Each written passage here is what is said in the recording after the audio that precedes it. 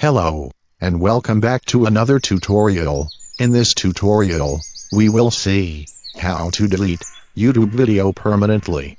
After you log in, click your channel logo at the top corner, select YouTube Studio.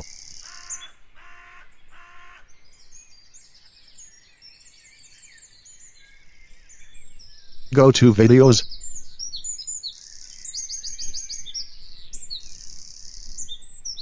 Click the three dots. Click Delete Forever. Click this.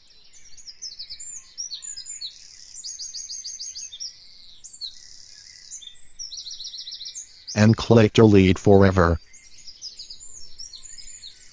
And now you deleted your video successfully. And here's some more information. You can only delete one video at a time, and you could not able to delete multiple video.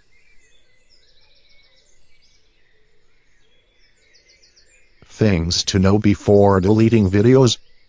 You will lose your video permanently, along with comments, and most importantly your views and watch hours. And that's all.